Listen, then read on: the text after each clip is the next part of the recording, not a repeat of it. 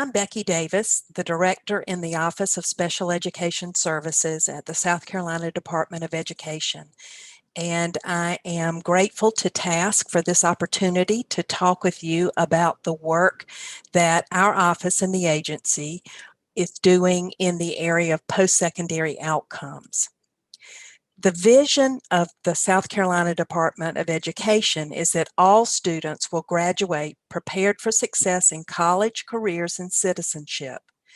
And by the year 2022, districts will have available to them a system of personalized and digital learning that supports students in a safe learning environment to meet the profile of the South Carolina graduate.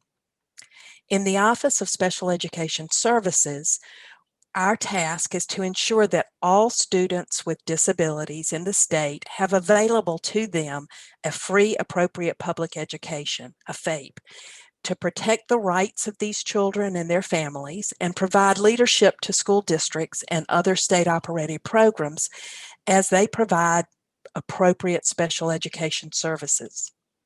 The way that we do this in our office is to provide consistent, collaborative, proactive direction and support that's focused in 4 areas: early childhood, academic, social emotional learning, and post-secondary outcomes. And we do this using data-based decision-making, quality instruction or evidence-based practices, family and community engagement, and do all of this with fidelity of implementation. We feel that if we do these things in this manner, then districts will have the infrastructure, the capacity, and sustainability to provide all students with disabilities equitable access and opportunity. And that's a key phrase in our office: equitable access and opportunity to meet the profile of the South Carolina graduate. And that equitable access and opportunity really is the why we do what we do. The whole purpose of all the supports we provide, all of the oversight, general supervision activities should be to ensure that our students and youth with disabilities in the state have equitable access and opportunity. Our office has, as I mentioned, divided into 4 focus areas: early childhood, academic, social emotional, and post-secondary. And that post-secondary is what I'm going to talk a little bit about today.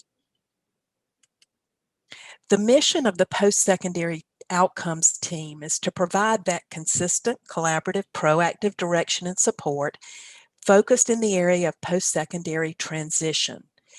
Everything that we do really leads to that effective post-secondary transition and that equitable access and opportunity for our students with disabilities to fulfill their post-secondary outcomes goals.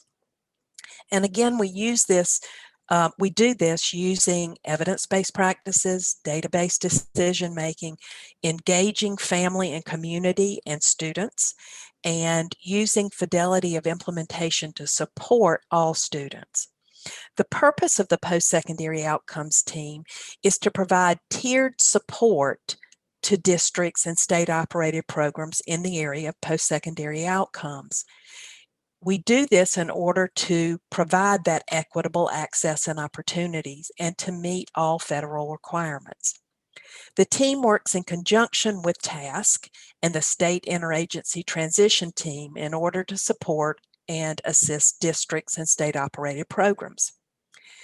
TASC works to build the capacity for transition programming at the state level, but also serves to support building the infrastructure at the district and school level. TASC is fast becoming the primary support for our districts, the boots on the ground, the hands-on approach that districts need in order to build this infrastructure. And we could not do what we do without TASC. We're looking at predictor categories with post-secondary outcomes. The post-secondary outcome area itself is a summative measure of what we've done. And just like with a good IEP, you can't wait until the end of the year to measure progress toward annual goals, or you won't have a chance to change any of your instruction if you're not on the right path. Waiting to get our post-secondary outcomes data, and I'll talk about what those data are in just a minute, but we can't wait until the end of the year to get that kind of summative data. So we're looking at predictors, what research has shown us to be predictors of good, improved post-secondary outcomes. And because the schools in our state are not a one-size-fits-all, and as a state, we truly value local control and flexibility, our office is supporting services that are tailored to meet the needs and particular contexts of each district and community. We're looking at strategies for improvement that align with the improvement priorities, again, based on the district's unique outcomes measures. So we're looking at things like graduation rate, dropout rate, post-secondary and transition IEP components, and then ultimately post-secondary outcomes. And again, we'll talk about that a little bit more in a few minutes. It's important to examine each of the broad categories that we call predictor categories to look at the necessary components of a successful post-secondary transition program. And these predictor categories are career development, policy, student skills, and collaborative systems. And you'll see that these four categories kind of encompass what should be in a strong framework for improving post-secondary outcomes. So we're looking at career development that has to do with not only awareness levels of what is possible, but also the occupational courses and course of study and work experience and work study. We're looking at policy that would include guidance, graduation status, looking at inclusion in gen ed programs, the course of study, and how we ensure that our students with disabilities have that equitable access. And then we're looking specifically at student skills. We're looking at building not only those hard skills, the academic skills, but also what's sometimes referred to as soft skills, the self-care, independent living, self-determination, self-advocacy skills, social skills, and community experiences so that the students know how to navigate that after-school life. All of this has to be part of a collaborative system. So we have to look at the way other agencies interact with us and have involvement with post-secondary outcomes. We have to look at parent and student and family involvement, as well as community involvement, because it really does take that collaboration in order to have strong transition programs and to support students. So it's very important that districts look at the characteristics within each of these predictor categories. And these are some of the things that are going to help and kind of form our assessment and form the course the district is going to take. This is our brand new post-secondary outcomes page that I hope many of you will go to and start to explore. You will see several changes in our Office of Special Education Services website as we move along in the next several months. I hope you'll find them to be very beneficial changes. We have tried to organize our resources into specific categories so that if you are a parent or a student, it's easy to find information that would help you. If you're a district or a state-operated program, it will be easier to find information related to what you're looking for. Our webpage will be organized primarily around our four focus areas: early childhood, academic, social emotional, and post-secondary outcomes. So I hope you'll visit our website to explore the resources and information that we have available. So we talk about indicators and predictor categories. Our state performance plan, which is we refer to that as our 6-year IEP for the state that's required by the Individuals with Disabilities Education Act, or IDEA, contains indicators related to post-secondary outcomes. And primarily there are 4 indicators that are linked to post-secondary. The first is graduation rate. The second is dropout rate. The third is our transition components in our IEP. And the fourth is post-secondary outcomes.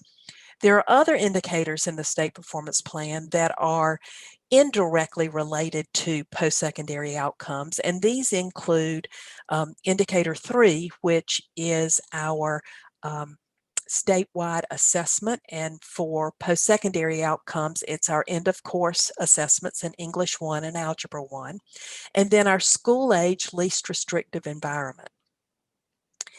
Our graduation rate, previously we used the ESSER definition, which was the cohort definition, and we had seen a steady increase. That's the definition that we have used since the beginning of the state performance plan, about 12 years ago or so. For the February 22nd reporting for the state performance plan, we are going to, because of a requirement with our Office of Special Education Programs, our federal partners in DC, we will be changing to a different definition of graduation rate. Under the ESSA definition, our graduation rate has been, again, steadily increasing with in the 50% range. So meaning that 50% of the students who were eligible to graduate with their cohort graduated on time. The new definition will require that we change to our exiting data for special ed directors and data folks in the audience. That's going to be our 618 Table 2 data, Table 4 data. And in this area, we're going to be using lag year, meaning we will be using the year before data to report. And our data for our 618 data is fairly similar, only within a couple of points different than our previous data definition. That's not the case for dropout rate, indicator 2. Again, we previously used the definition that was provided by the Office of Student Intervention Services, and our dropout rate using that definition has always been below 5% or so. We're being required, all states are, to change to our exiting data, that Table 4 again, and this will be the number of students with disabilities who have exited due to dropout divided by the number of students with disabilities who left school. Again, this is lag year data, and because of the change in definition, we're going to see a significant difference in the rate that we have to report, and we'll be talking more with our stakeholders about this. Our indicator 13 data is where we look at transition IEPs and the percentage of students with disabilities who have IEPs that contain all the required appropriate post-secondary goals and services.